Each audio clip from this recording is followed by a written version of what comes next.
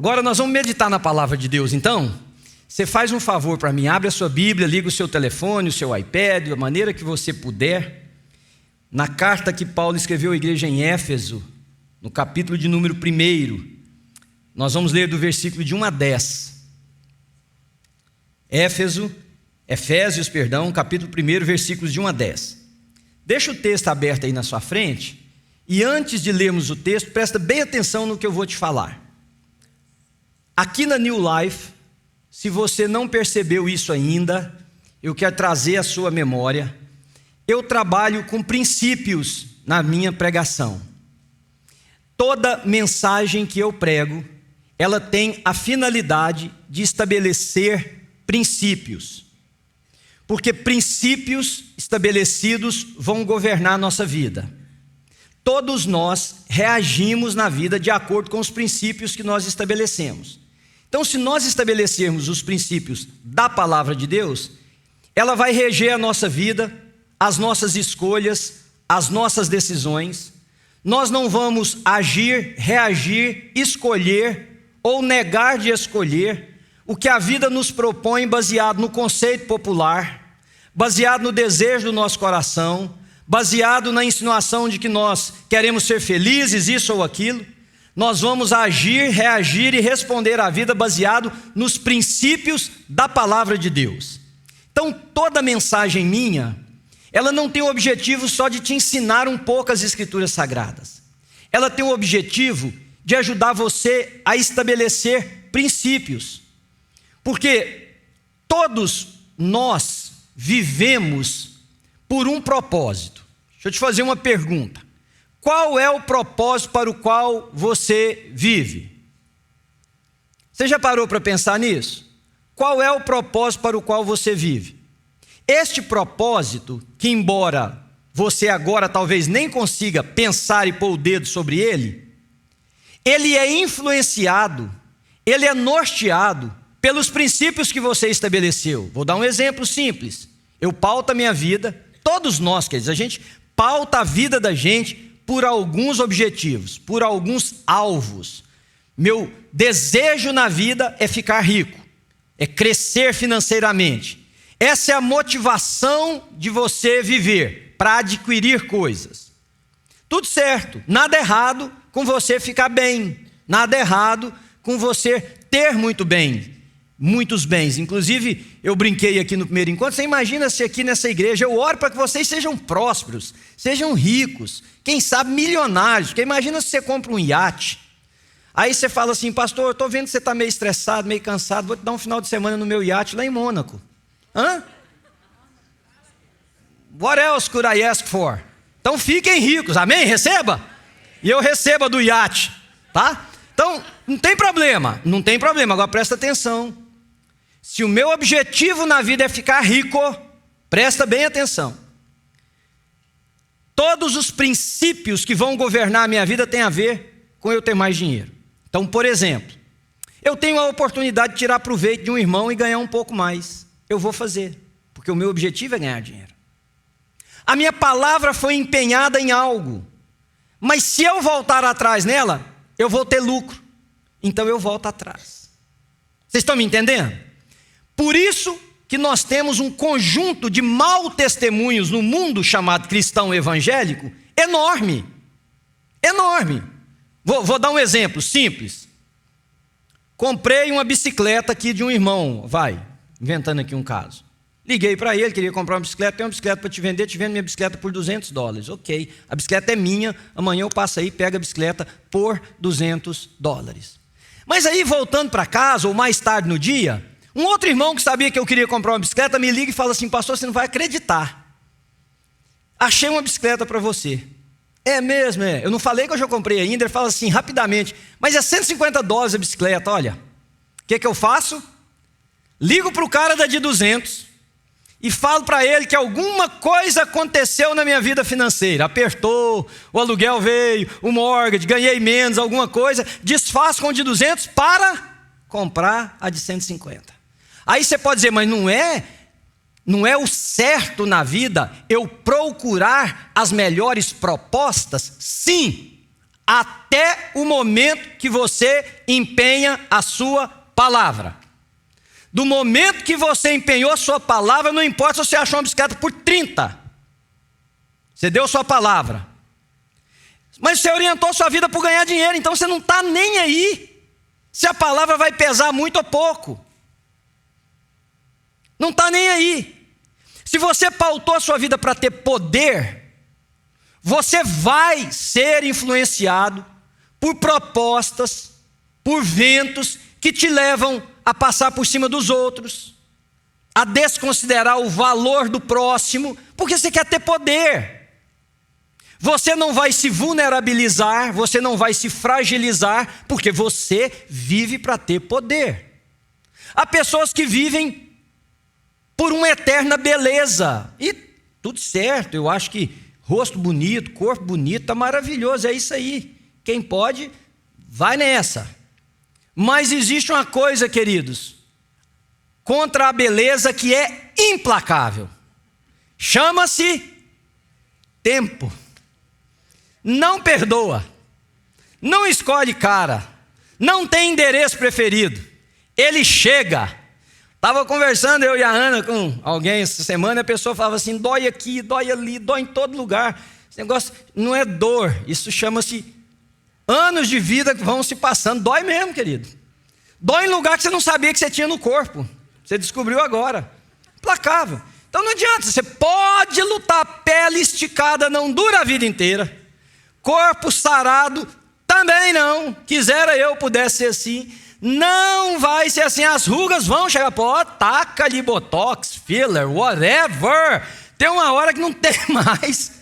Tem mais, não tem mais. Mas se você pauta a sua vida por isso, o que vai te influenciar? Isso. Onde é que eu quero chegar? Presta atenção no texto que nós vamos ler. O título da minha mensagem é Propósito para Viver. Então eu vou sugerir a vocês nessa manhã um princípio novo, que não é novo no sentido da existência, é novo no sentido da proposta aqui, diante do que eu falei.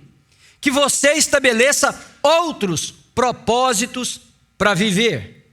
Veja o texto, Efésios 1, de 1 a 10. Paulo, apóstolo de Cristo Jesus, pela vontade de Deus, aos santos e fiéis em Cristo Jesus que estão em Éfeso. A vocês, graça e paz da parte de Deus nosso Pai e do Senhor Jesus Cristo. Bendito seja o Deus e Pai de nosso Senhor Jesus Cristo, que nos abençoou com todas as bênçãos espirituais nas regiões celestiais em Cristo. Porque Deus nos escolheu nele, em Cristo, tá? Nele, antes da criação do mundo, para sermos santos e irrepreensíveis em sua presença. Em amor nos predestinou para sermos adotados como filhos por meio de Jesus Cristo, conforme o bom propósito da sua vontade, para o louvor da sua gloriosa graça, a qual nos deu gratuitamente no amado. Nele temos a redenção por meio do seu sangue, o perdão dos pecados de acordo com as riquezas da graça de Deus, a qual ele derramou sobre nós com toda a sabedoria e entendimento, e nos revelou o mistério da sua vontade de acordo com o seu bom propósito que ele estabeleceu em Cristo. Isto é, de fazer convergir em Cristo todas as coisas, celestiais ou terrenas, na dispensação da plenitude dos tempos. Ora, irmãos, se todos nós vivemos por um propósito, qual é o seu? Você vai dizer assim, eu não sei muito bem qual é o meu propósito para viver, eu vou tentar te ajudar a entender. Olhe as decisões que você toma. O que é que elas valorizam? O que é que elas priorizam? Ou o que é que elas geram? Elas geram a sua satisfação, o seu bem-estar, em detrimento do que aconteça com os outros. Você vive de forma egocêntrica. O seu ego, a sua satisfação, a sua realização é o centro da sua vida. Você vive para satisfazer seus desejos. Você é um hedonista, em outras palavras, você vive para a satisfação dos seus apetites em detrimento do que os outros ou do que isso vai gerar para as pessoas. Você vive achando que as suas escolhas são as escolhas mais certas, você estabeleceu como propósito que você é o dono da sua vida. Não importa o que Deus pensa, ainda que você peça a Ele a bênção dEle sobre as suas decisões. Qual é o propósito para o qual você vive? Porque esse propósito vai fazer com que você paute, organize, escreva a sua vida de maneira que ele dê certo. Então hoje eu quero propor para você algo que é muito simples. Por exemplo, os carros estão ficando cada vez mais sofisticados. Carro hoje, o mecânico, ele não é nem mais um mecânico que entende mecânica, ele precisa ser muito mais um cara que entende computação quase. Nós até brincamos esses dias falando de alguém comprar um desses carros elétricos e tinha uma pessoa perto assim e falou assim, se essa pessoa comprar um carro elétrico, porque o carro elétrico, você já viu, ele é só um painel, você programa tudo ali, o cara falou assim, ela vai travar o carro no meio da rua. Ela vai dar conta de travar esse carro, ninguém vai ter que chamar alguém para ir lá buscar o carro. Então, com essa sofisticação, o que acontece? A gente compra um carro, você precisa entender o propósito para o qual quem desenhou aquele carro desenhou cada uma das suas funções. Para que você use aquele carro de acordo com o propósito do fabricante. Que tal então, nessa manhã, eu sugeri a você que você pergunte a Deus, ou melhor, junto comigo, viaje nesse texto um pouquinho, com a seguinte pergunta: qual é o propósito para eu viver, não de acordo com o que eu acho, com o que eu penso, com o que eu estabeleci, com o que eu elegi, mas que tal se eu fizer essa pergunta baseado no propósito de Deus? E aí eu quero tirar 4 princípios desse texto para dar a vocês. E a minha oração é que o Espírito Santo de Deus fale ao seu coração, mexa na sua cabeça, te ajude a entender e, acima de tudo, que Ele te empodere para você passar a viver dessa maneira. Amém? Primeiro deles, queridos, está no versículo de número 4. O propósito maior de Deus é que você e eu conheçamos a Deus. O propósito que Deus nos criou é para conhecê-lo. Deus ama você. Deus ama você. E Ele quer que a gente o conheça, porque conhecer a Deus é ser salvos. Olha o que diz o versículo 4. Porque Deus nos escolheu nele, em Jesus Cristo, antes da criação do mundo, para sermos santos e irrepreensíveis em sua presença. Lá no Jardim do Éden, o pecado quebrou a comunhão entre criatura e Criador. Muita gente imagina que Deus tinha um plano, o plano de se revelar ao homem, de ter uma família, de muitos filhos e muitas filhas semelhantes a Jesus, para a honra e para a glória de Deus Pai. Mas aí veio o capeta e bagunçou o plano de Deus, e Deus teve que criar um plano B. Não existe plano B. Para Deus o plano B é o plano A, é que a sua criatura o conheça, seja adotado na família de Deus, se torne filhos de Deus.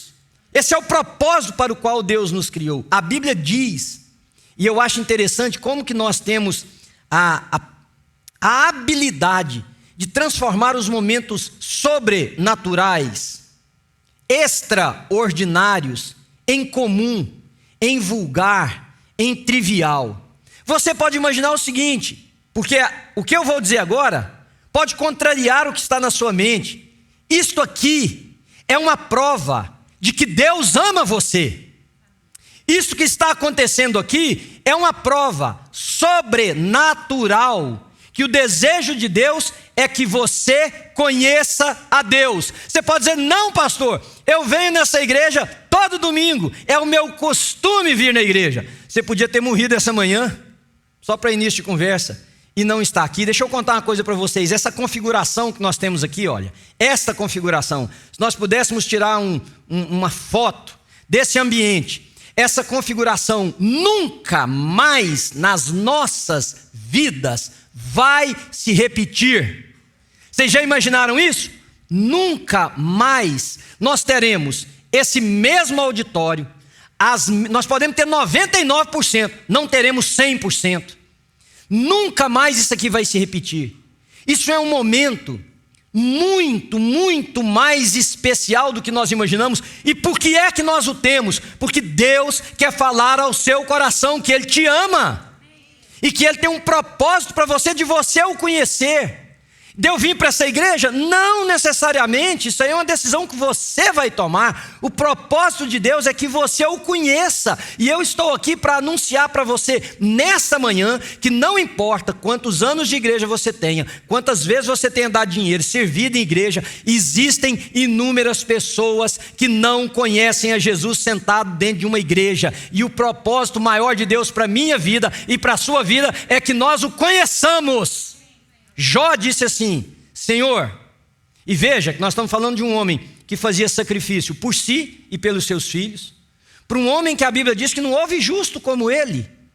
E ele diz assim: Senhor, eu te conhecia só de ouvir falar, mas agora os meus olhos te veem, e eu me abomino na cinza e no pó. Ou seja, como que eu me permiti viver, Senhor, sem conhecer o seu rosto, sem ver a tua face, sem ouvir a tua voz? É isso que Jó está dizendo. O plano de Deus primário é salvar, queridos. É por isso que nós anunciamos Jesus. Isso não é uma empresa, isso não é uma instituição de entretenimento dominical. Isso é um lugar de gerar vida, de promover salvação e de avisar para todos os povos que só Jesus é o Senhor e que Ele ama você e que Ele quer que você o conheça a tal ponto, volta na minha introdução, que você o conheça. Porque se eu perguntar para vocês aqui: gente, vocês conhecem a Deus? Eu acho que todo mundo levantaria a mão. Presta bem atenção. De conhecê-lo a tal ponto de que o propósito que eu elegi para viver não seja influenciado pelo que pensam meus amigos, pelo que deseja o meu coração, pelo que celebra a sociedade, mas pelo que Deus tem para me ensinar a esse respeito. Entenderam? É esse conhecimento de Deus que é transformador. Irmãos, por que nós temos tantos mau testemunhos no mundo chamado cristão, evangélico? Por quê? Por que tantas pessoas dizem assim: eu amo Jesus, mas não amo a igreja?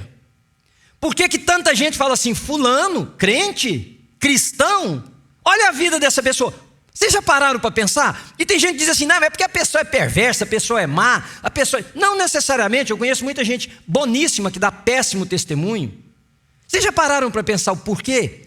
Porque estas pessoas conheceram o Deus histórico, conheceram o Deus ícone, conheceram o Deus propagado pela religião, mas não conheceram o Deus que é pessoal, e que é tão pessoal que ao revelar a mim e a você o seu rosto, Ele nos salva. E Ele não nos salva para tirar do inferno e levar para o céu. Ele nos salva para que eu e você tenhamos nele a habilidade de viver uma nova vida, com novos conceitos, com novas influências, e a partir deles tomar novas decisões. Propósito para viver. Vocês estão conseguindo me entender? Estou me fazendo entender para vocês?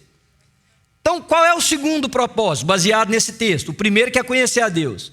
O segundo é adorar a Deus, está no versículo de número 6. Leia o versículo 4, 5. Quando você chega no 6, tem assim: para o louvor da sua glória. Não sei se vocês vão colocar o texto para vocês aí na tela, mas para o louvor da sua gloriosa graça, o qual nos deu gratuitamente no amado.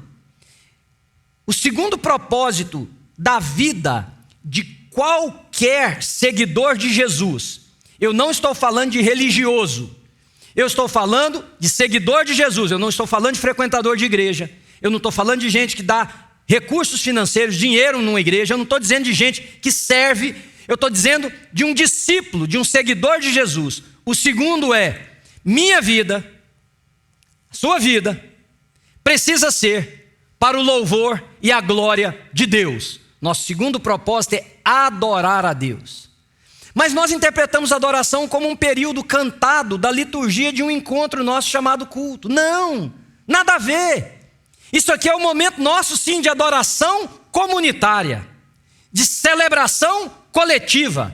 Mas a adoração a Deus precisa estar presente em todas as áreas da minha e da sua vida. Lá fora, porque quem vive aqui dentro? Você passa 1h30, 2 horas aqui, no máximo uma vez por semana, aqui que é a sua adoração a Deus. Olha o que Paulo, escrevendo à igreja em Corinto, diz: irmãos, quer comamos, quer bebamos. O que ele está dizendo?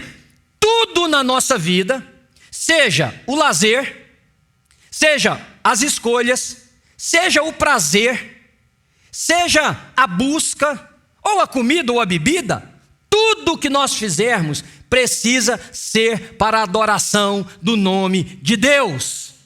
E aí, quando nós pensamos isso, nós temos a dura realidade para encarar, que as pessoas transformam isso em caricatura, em estereótipo. Então tem gente que acha que adorar a Deus é conversar de uma determinada maneira, é usar palavras que têm a ver com o nosso mundo, tem a ver com vestuário. Quantas pessoas, eu digo com tristeza, já se afastaram de mim quando eu deixei de usar terno. Lá no início da New Life, quando nós chamávamos Nova Vida, eu usava terno. Até hoje nem imaginei porque... Acho que, sabe, inconsciente coletivo, pastor terno, pastor terno, pastor terno. E eu gosto demais de um terno, acho chique, acho bonito, mas assim, se nós vamos para uma festa, nós vamos para uma celebração, eu fico aqui... Irmãos, eu transpirava tanto que eu chegava a molhar minha calça assim, ó. Porque eu sou muito calorento, então camisa, paletó e aquele calor danado. Um dia eu falei, não vou mais pregar de terno. Aí comecei vindo com a gravata e a camisa. Aí depois eu dando para a gravata. Mas perdi gente, que falou pastor. Perdi gente por causa da barba. Não, e pasmem vocês, um dia uma pessoa chegou para mim e falou assim: o senhor está pintando a barba. Olha a vaidade, hein? Falei, não estou pintando a barba. Nunca botei tinta em lugar nenhum no meu corpo. Não que não vai chegar o dia que talvez eu tenha que colocar. Aí a pessoa virou para mim, irmãos, desse jeito, e falou assim: então me explica, como é que o senhor tem um cabelo pretinho e a barba branca? Falei, porque eu me inspirei na sua mãe, me inspirei nas colorações da sua mãe. What the heck? Trem branqueou num lugar e ficou preto no outro. Vai eu saber o que eu fiz. Mas assim, o cara fala, não, a gente criou estereótipos. Adoração, queridos, sabe quando é que Deus mais é adorado? Quando numa realização de negócio, você tendo a oportunidade de incluir alguma coisa, de subtrair uma, você escolhe se parecer com Jesus. Ninguém está sabendo, mas Deus está sendo glorificado, Ele está sendo adorado. Aliás, foi o que Deus disse para Satanás: vistes o meu servo Jó, canta no louvor da igreja, fica lá dando palavra. Não, vistes o meu servo Jó, homem bom, íntegro, que desvia o seu pé do mal, justo. Sabe quando Deus é adorado? É quando você, sozinho na sua casa, dentro do seu carro, na celebração com seus amigos, no esporte que você pratica, tudo que você faz gera louvor, honra e glória para Ele, que conhece o seu coração. Então, o segundo propósito, segundo esse texto que nós fomos criados, é para adorar a Deus, queridos. Adorar o Senhor, porque amarás o Senhor teu Deus de todo teu coração, força, alma e entendimento, e o próximo como a ti mesmo, resume-se a lei e os profetas. Amém? Está me entendendo? Nós estamos estabelecendo princípios que governarão nossa vida, princípios que nos ajudarão a tomar decisões, escolher caminhos. Qual é o terceiro princípio que esse texto me revela que Deus nos criou? Irmãos, Deus tem um princípio em Deus que nós não... Eu estudei a Bíblia há muitos anos e assim, confesso que esse é um princípio que, quando eu fui professor, mega difícil explicar para os alunos. Então eu não suponho, porque é difícil para mim, não suponho que seja fácil para você. Nós estudamos física, e na lei da física, ou a física tem uma lei entre tantas, que dois corpos, quem se lembra, não podem ocupar o mesmo lugar no espaço. Não pode, é contra a lei. O lugar no espaço ocupado pelo corpo, chamado isso aqui, ou isso aqui, ou o meu óculos, ou o meu telefone, não pode ser ocupado por nenhum outro objeto, porque esse espaço está ocupado. Então, para nós, a ideia de trindade é muito difícil. Porque Deus é três, mas Ele é um. Mas Ele é um e é três. E Ele é o mesmo em beleza, santidade, majestade, formosura, poder, graça. Mas Ele é três. Ele é Pai, Ele é Filho e Ele é o Espírito Santo. E embora Ele seja o mesmo, teve um momento da história que a voz do Pai disse: eis o meu Filho, apontando para Jesus que estava sendo batizado, em quem eu tenho prazer. E sobre o Filho desceu o Espírito Santo na forma de uma pomba. Então está ali o mesmo Deus se manifestando de três formas diferentes. Mas a palavra no hebraico, El, é Ele, que é colocada para Deus, El, Elohim, por exemplo. O El é plural, mas não é plural que existem muitos deuses, é plural que é um Deus trino. Terceiro princípio: Deus nos criou para viver em comunhão. Comunhão com Ele e comunhão com os outros. Comunhão na vertical, comunhão na horizontal. Lá no jardim do Éden, Satanás tenta quebrar essa comunhão. Em Cristo Jesus, lá no jardim, Deus reestabelece: pois nascerá uma semente da mulher, que você vai lhe ferir o calcanhar, mas ele esmagará a cabeça da serpente. Me ouçam, toda e qualquer pessoa que por escolha, por palavras, por gestos, por influência, desmancha a comunhão, ela está sendo influenciada por um espírito demoníaco. Por um espírito demoníaco. Deus veio, o propósito dele é em Cristo Jesus. Olha o que diz o texto, versículo 5, a parte B: para sermos adotados em uma família. Para sermos adotados em uma família. Deus veio para criar uma família de muitos filhos e muitas filhas, semelhantes a Jesus, para a honra e para a glória de Deus Pai. Diz amém para mim. Agora, eu vou dizer uma coisa para você: fácil? Não. Eu conheci o escritor de um livro, na época que eu estudava, e tive a oportunidade de conversar com ele numa conferência. O título do livro é They Like Jesus But Not the Church. É um movimento de pessoas que não se desviaram de Jesus, mas se afastaram da igreja. Então, They Like Jesus But Not the Church. Mas qual é a pergunta? Por que não gosta da igreja? Ô gente, porque nós somos difíceis. Isso aqui é um milagre. Diz amém para mim. É um milagre. Aqui tem gente do sul do nosso país, tem gente do nordeste, tem gente, é lógico, do lugar, do trono da graça de Deus no centro-oeste do país. Tem que ter, porque tem que ter um tempero. Tem gente que veio de uma família boa, pai e mãe estruturado, casa com muito amor. Tem gente que nunca ganhou um beijo do pai nem da mãe. Tem gente que não conhece o pai, não conheceu a mãe. Tem gente que foi doado, criado por vários, passado por várias casas. Tem gente que veio de um background equilibrado, tem gente que veio de um background desajustado. Formação social, econômica, geográfica, tudo diferente. Tem gente aqui que foi ferido por alguém que se dizia cristão, um pastor, um líder.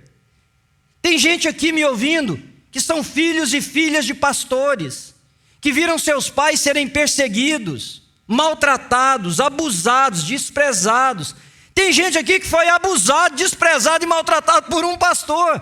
Isso aqui é um milagre. Então deixa eu te dizer uma coisa: não existe, me ouça, não existe a menor possibilidade de você dizer I like Jesus, but not the church. Jesus, eu gosto do Senhor, mas que povinho. Vou falar uma coisa para você. Somos nozes. Isso aqui, querido, é o pacote. Agora, Deus morreu por esse povinho, inclusive eu era um dos povinhos. Sou um dos povinhos, você também, viu? Bonito e bonita. Qualquer pessoa que usa sua influência, seus desejos, suas vontades, suas propostas de vida, para quebrar comunhão, está sendo influenciado por um espírito demoníaco. Jesus está no alto do monte chamado o Monte das Bem-aventuranças. Ele está falando de características de homens e de mulheres que são filhos de Deus. Ele não está dizendo propostas para vocês. Em outras palavras, o Sermão do Monte é dizendo o seguinte: você quer reconhecer quem é de Cristo? Veja essas qualidades. Bem-aventurados os mansos, os humildes. E aí tem um momento que ele diz assim: bem-aventurados os pacificadores, porque eles serão chamados filhos de Deus.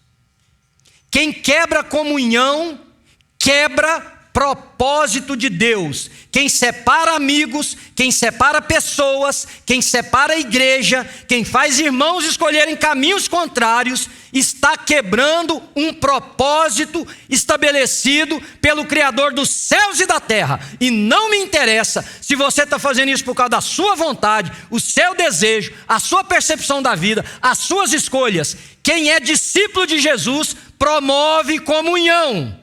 Nós somos criados para promover comunhão. Não é de se estranhar como que entre nós haja tanta separação. Sabe por quê? Porque eu vou tomar um café com esse irmão e ele me conta de um problema com a outra pessoa. E a primeira coisa que eu faço é fomentar o seu sentimento, é estimular a sua divisão, em vez de tentar apaziguar, em vez de tentar criar e promover comunhão. Irmãos, veja o que diz em 1 de João, capítulo 4, versículo 21. Deus nos deu este mandamento: quem ama a Deus, ou quem diz que ama a Deus, ame também o seu irmão. Somos difíceis? Demais da conta. Somos problemáticos? Demais. Irmãos, confesso para vocês, eu dei aquele aviso aqui sobre as crianças, mas meu coração estava palpitando. Por quê? Porque eu sei das reações das pessoas. E não é só no negócio das crianças, não. Se eu tivesse dito assim: irmãos, olha, você que está sentado aí atrás, por exemplo, por que você não faz o esforço de me sentar aqui na frente? Qualquer coisa. Nossas reações são das mais violentas. Então, é assim, não sento onde eu quiser. Não, então vou embora. Quantas vezes já presenciei isso? Ah, então vocês não amam meu filho? Vou embora. Não, se tem uma coisa que a gente ama nessa igreja é criança, a ponto de investir milhares de dólares para que eles tenham um lugar, um ambiente, um professor, uma coisa. Mas nós estamos tão armados porque não estabelecemos um princípio. Qual é o princípio? O princípio é gerar comunhão.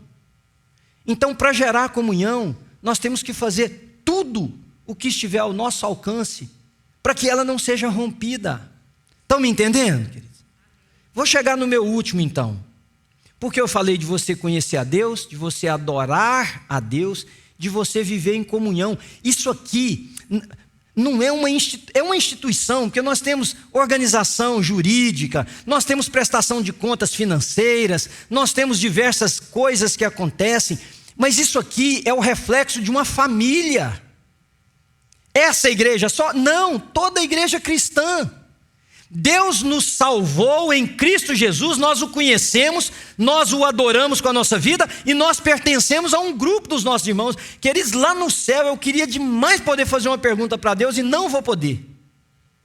Porque eu queria chamar Deus no canto e falar: Deus, fala para mim como é que o Senhor realizou aquele negócio de juntar aquele povo. Sabe por que eu não posso fazer essa pergunta? Porque Deus vai virar para mim e falar assim: você foi um deles. Você foi um deles.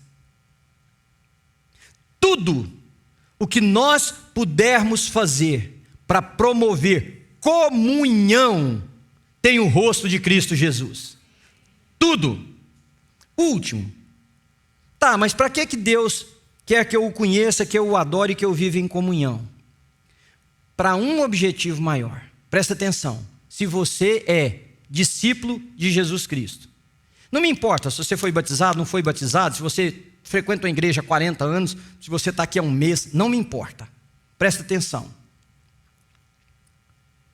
O propósito maior de Deus é que com o passar do tempo, eu e você nos tornemos mais parecidos com Jesus. Eu me lembro de uma frase do Mahatma Gandhi, quando inquirido por um repórter da Inglaterra, sobre o porquê o antagonismo entre hindus e cristãos na época em que ele liderava um movimento pacifista de separação do Reino Unido, da Índia se tornar independente. Aí ele disse o seguinte, que esses conflitos são inevitáveis por causa das pessoas. Aí o repórter perguntou para ele assim, mas por que você não gosta de Cristo, ele sendo hindu? Ele falou, muito pelo contrário. Muito pelo contrário. Eu tenho a maior admiração pelo seu Cristo. Eu não tenho admiração pelos cristãos, porque Cristo e os cristãos são tão diferentes um do outro. Você ouve a frase de Mahatma Gandhi todos os dias. Todos os dias você ouve essa frase ecoada, repaginada, reestruturada. Em alguém que diz assim, eu amo a Cristo, mas aquela pessoa que se diz cristã, não tem nada de Cristo. Irmãos, sejam sinceros, não me respondam por favor, porque eu não quero ficar decepcionado aqui. Mas quantos de vocês já ouviram isto? E essas pessoas, às vezes, têm as suas mentes adoecidas e estão falando de estereótipo, mas a grande maioria está falando de quem somos, de que envelhecemos, mas de que não nos tornamos mais parecidos com Jesus por causa da nossa idade biológica. Aliás, parece que ao longo do tempo, nós vamos mais nos tornando parecidos com a antítese de Cristo. Veja o que Paulo diz aqui. Qual que é o objetivo de Jesus? Versículos 9 e 10. E nos revelou o mistério da sua vontade, de acordo com o seu bom propósito que ele estabeleceu em Cristo. Qual foi o propósito que ele estabeleceu em Cristo? Veja Romanos capítulo 8, versículo 29. Para sermos conforme a imagem e semelhança de Jesus. Irmãos, isso aqui não poderia ter outro objetivo, a não ser o seguinte. Cada domingo nós somos instruídos, nós somos lembrados, nós somos estimulados, nós somos impulsionados, vocês a mim e eu a vocês, a sermos mais parecidos com Jesus. Aí eu pensei, prático como eu gosto de ser, então como que eu posso me tornar mais parecido, ou nós podemos nos tornar mais parecidos com Jesus? Será se nós tirarmos a cor preta da igreja? Será se a gente decidir por um estilo de roupa, por um corte de cabelo, por não sei... Nada. Deixa eu sugerir para vocês algumas coisas e vocês orem a respeito disso.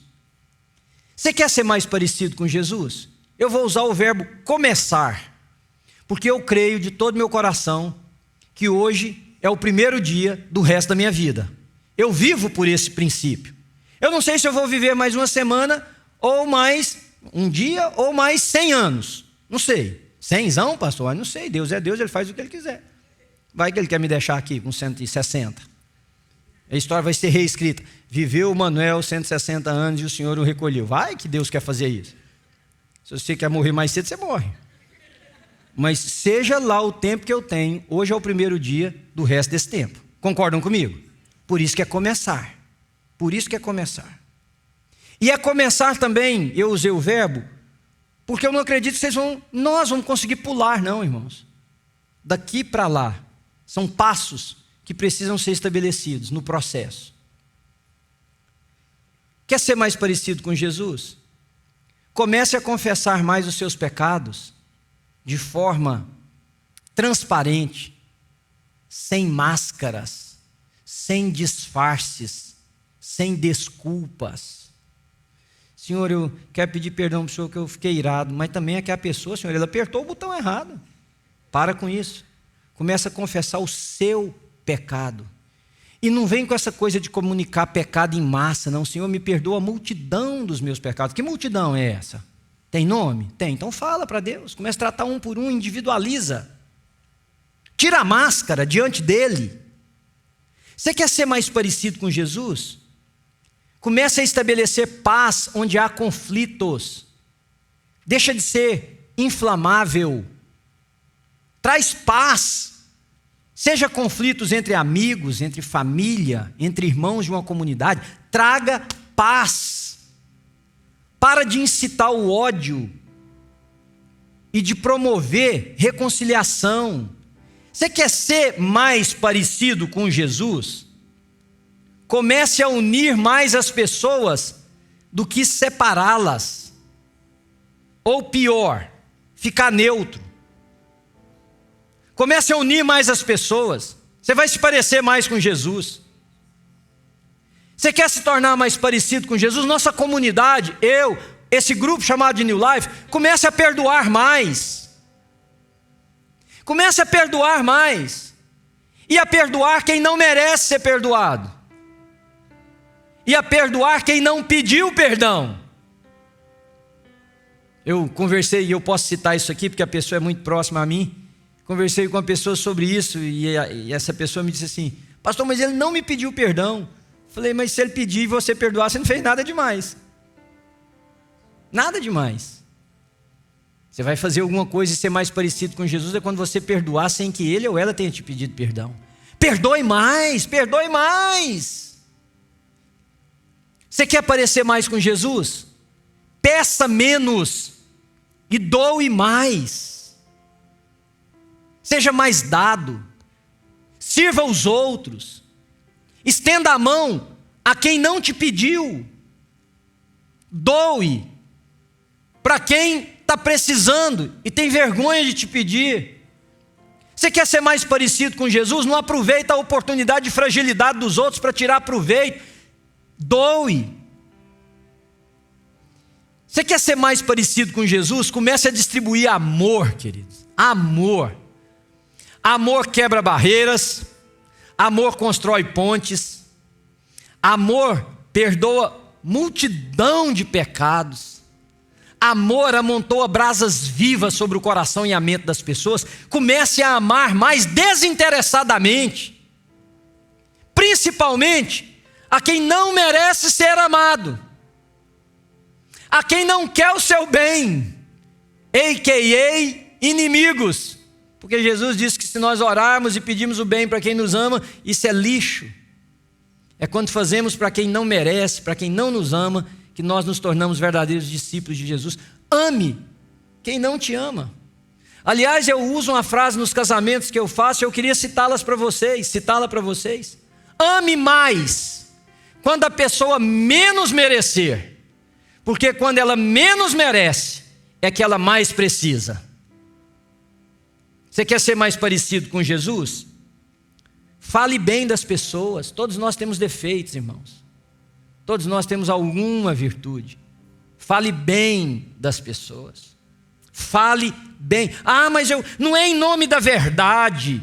Não é em nome de ser sincero. Não é em nome de ser honesto. Para com isso, isso é o capeta operando em você.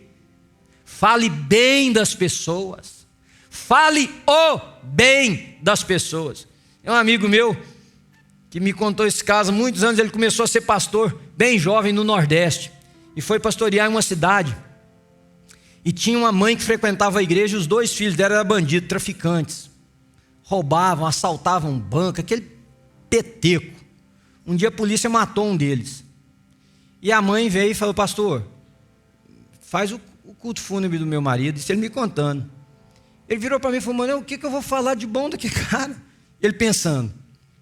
Mas a mãe, o amor, a dor da mãe, falou: vou fazer. Fizeram lá na capela do cemitério, apareceu meia dúzia de gente, inclusive o outro irmão que era bandido.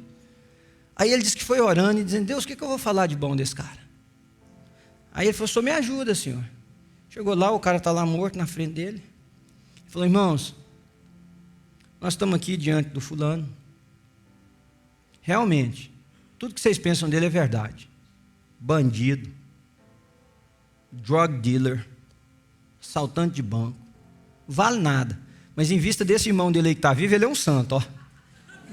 Salvou. Em vista do irmão dele que está vivo, ele é um santo. Irmão, todos nós temos pelo menos uma virtude. Temos não? Você quer ser mais parecido com Jesus? Fale bem dos outros. Interrompa as pessoas quando elas começarem a falar mal dos outros perto de você. Você está vendo? Não tem nada a ver com a roupa. Tem nada a ver com o cabelo. Tem nada a ver com que tipo de celebração de música você escuta. Tem a ver com o seu coração. O que adianta você celebrar aqui gritando, pulando, ou silencioso? Você senta ali para almoçar e vocês destrincham uma pessoa, como quem disseca um cadáver numa mesa de análise. Você quer ser mais parecido com Jesus? Comece a ajudar quem sofre. Estende a mão para quem precisa. Comece a ser um pouco menos crítico. Pouquinho de cada vez. Comece a ter mais paciência. Você quer ser parecido com Jesus? Comece a trazer mais luz para a sua vida. Para de querer iluminar a vida dos outros. Ilumine a sua vida. Porque é assim que eu e você vamos ter clareza o suficiente para ajudar alguém. Como que você, que tem uma trave no seu olho, observa o cisco no olho do seu irmão, tira primeiro essa trave, que aí você vai poder ver bem e ajudá-lo. Traga luz para a sua vida. Senhor, eu quero viver na luz a tal ponto que você possa dizer da sua vida para alguém: olha para mim. Você quer dizer que você é um santo? Não, olha para mim. Eu não tenho mais nada que esconder de ninguém.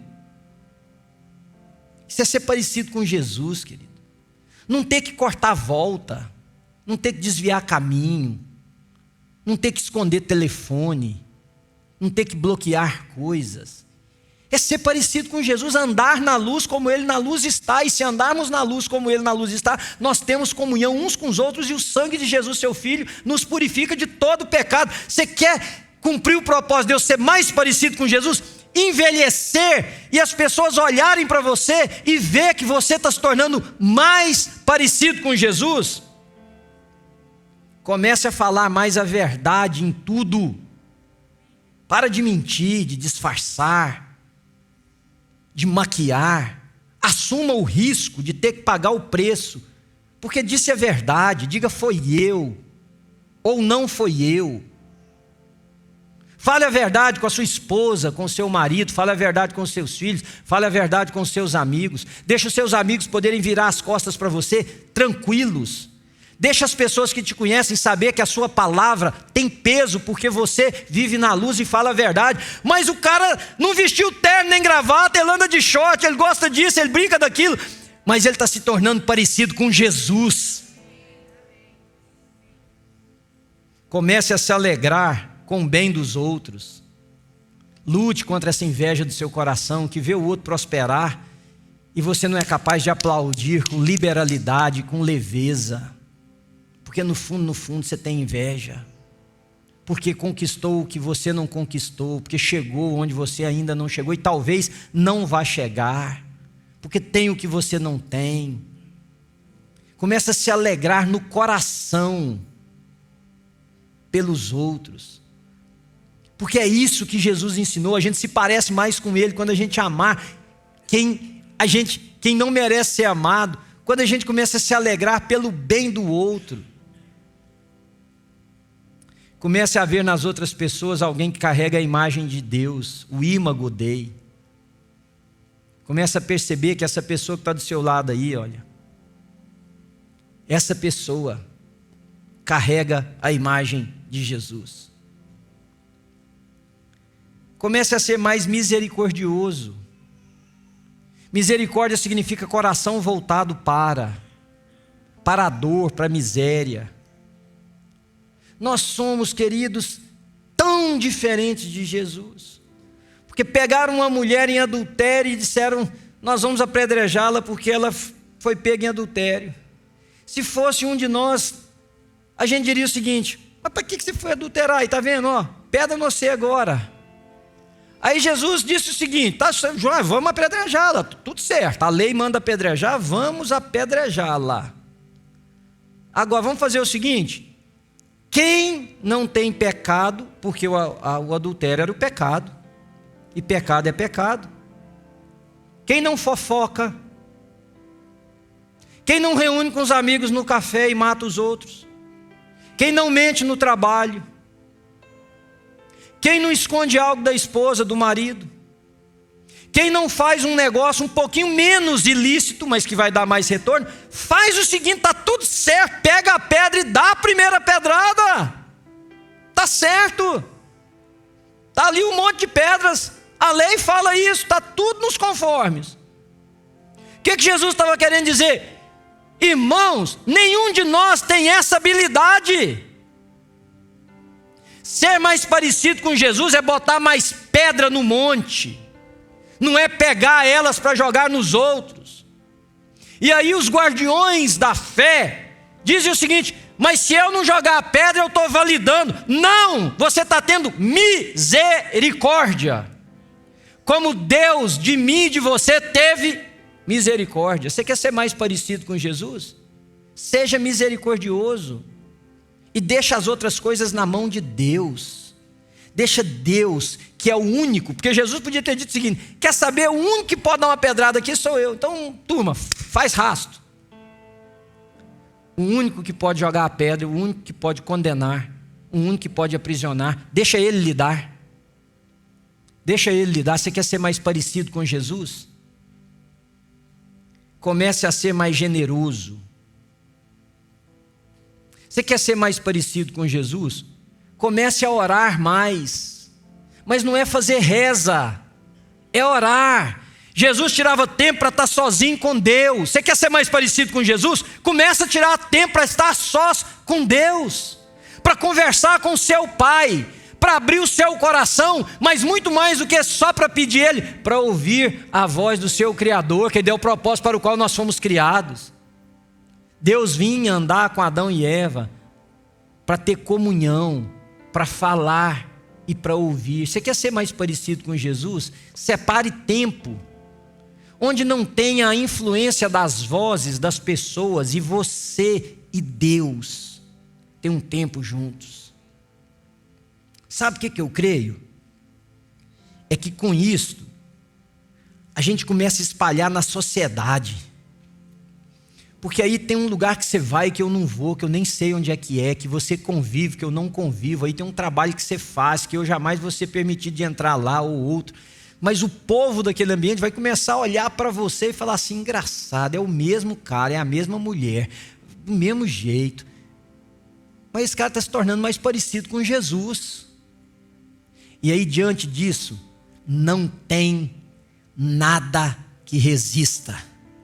Cristo está nas ruas, Cristo está nas casas, Cristo está nos business, Cristo está nas academias, Cristo está nos lugares, porque o desejo, o propósito para o qual eu fui criado e você foi criado, é para nós nos tornarmos mais parecidos com Ele. Amém? Você entendeu o que eu falei? Se as palavras me faltaram, se ficou difícil, você pega essa mensagem, ouve ela depois, ponha ela em oração e diga: Deus, eu preciso. Porque eu vou encerrar dizendo para vocês uma única coisa: quem quiser viver segundo o propósito de Deus, terá que negar a si próprio. Terá que negar a si próprio. Quem buscar a realização dos seus sonhos em detrimento do propósito para o qual Deus nos criou, esta pessoa não conheceu Jesus de Nazaré. Ela conheceu a religião e ela vai usar a religião inclusive para validar isso. Porque o próprio Senhor Jesus Cristo disse: quem quiser vir após mim, negue-se a si mesmo, toma a sua cruz e depois venha e siga-me. Vamos orar? Feche os seus olhos, porque o Espírito de Deus que está nesse lugar, e que é quem nós oramos para que esteja falando com você, vai tocar o seu coração. Se você diz: eu preciso conhecer a Deus, essa é a manhã, esse é o momento, essa é a hora. Diga para Deus, onde você está: Senhor, eu quero mais te conhecer, Senhor. Eu quero conhecer tua face, eu quero Eu quero pedir que o Senhor entre na minha vida. Eu quero, ó Deus, eu quero ver o Senhor, me perdoe. E Deus pode salvar você nessa manhã, querido. Você não precisa vir à frente, você não precisa fazer compromisso comigo, mas você precisa se comprometer com Deus, aí onde você está. Se você ouviu a voz de Deus, diga para Ele: Senhor, entra no meu coração, Pai, seja o dono da minha vida, Senhor, se revela a mim, me deixa ver o seu rosto, Senhor, me deixa sentir a tua presença. Agora eu quero fazer um desafio a vocês. Se você entendeu pelo Espírito de Deus o que é viver segundo o propósito daquele que nos criou, eu queria te convidar para você pôr a mão no seu coração de uma forma simbólica, mas diante de Deus, e orar, e acompanhar enquanto eu oro, e falar com o Senhor aí no seu banco. Senhor, todos nós estabelecemos projetos e propósitos, alvos e fins para a nossa vida, Senhor. Mas nessa manhã, Pai, nós queremos declarar diante do Senhor que nós não só queremos conhecer, mas nós queremos viver pelo propósito para o qual o Senhor nos criou. Pai, essa mão no meu coração significa que a parte da minha cognição, a parte das minhas emoções, a parte da minha sensibilidade, ó Deus, tudo em mim, eu quero viver para o propósito pelo qual o Senhor me criou. Diga isso para Deus, querido. Eu quero te adorar, porque eu te conheço e ninguém adora o que não conheceu. Eu quero te adorar porque te conheço, porque sei o rosto do meu Pai, do meu Senhor, do dono da minha vida. E eu quero te adorar quando estou só e quero te adorar coletivamente. Eu quero te adorar com as minhas vozes, com a minha voz, mas quero te adorar também no silêncio, onde mais ninguém vê, Senhor, com as minhas ações, com a minha prática. Senhor, eu quero promover comunhão, porque eu quero viver em comunhão com o Senhor e com os irmãos, ó Deus, aqueles por quem Jesus morreu, porque um dia nós seremos chamados como uma família, Senhor, e eu quero poder comparecer diante do Senhor. Ora sim, querido, e diga para Deus: Pai, eu fiz o que eu pude para manter comunhão, para gerar comunidade, para ser a antítese da separação, para me opor a qualquer divergência. Diga isso para Deus. Senhor, eu quero viver por esses propósitos, mas acima de todos eles, Pai, eu quero viver para me tornar mais parecido com Jesus. Pai, eu quero continuar usando as roupas que eu uso, fazendo os esportes que eu gosto, brincando daquilo que eu gosto, vivendo com as pessoas que o Senhor me deu o privilégio de compartilhar a caminhada da vida. Eu quero ter sonhos, eu quero ter projetos, eu quero aspirar por coisas grandes. Diga isso para Deus, que faça a sua oração assim, mas diga para Deus: Senhor, acima de todas estas coisas, eu quero me tornar um homem, uma mulher, um rapaz, uma moça mais parecido com Jesus. Você diz amém, querido? Mais parecido com Jesus. Eu quero falar mais parecido com Jesus. Eu quero olhar mais parecido com Jesus. Eu quero agir e reagir mais parecido com Jesus, ó Deus. Faz isso na nossa vida nessa manhã, Senhor. Esse é o nosso princípio que estabelecemos aqui nessa manhã, porque aí Ele vai nortear as nossas escolhas, as nossas propostas, os nossos ganhos, os nossos investimentos, as nossas associações. Vai tudo ser influenciado por essa estaca, por esse propósito. É o que me faz me tornar mais parecido com Jesus. Você fica de pé um minuto? Deixa eu abençoar vocês. No final do nosso encontro, pedir a Deus que o Senhor te abençoe do alto da cabeça à planta dos seus pés. E, Senhor, a bênção que eu peço sobre os meus irmãos hoje é a bênção da sobriedade, é a bênção da percepção, É a bênção de uma mente, assim, despertada pelo Senhor, esclarecida pelo Senhor nessa manhã. Que o Senhor levante o seu rosto sobre nós e dê shalom, dê paz, e a paz que excede todo entendimento. Guarde, irmãos e irmãs, em Cristo Jesus, nossas mentes e corações, para até o dia que nós estivermos com o Senhor, com a família que foi reunida, com a família de Deus que foi reunida, e que a paz de Deus que excede todo entendimento guarde mentes e corações em Cristo Jesus. Se você recebe isso, você diz amém?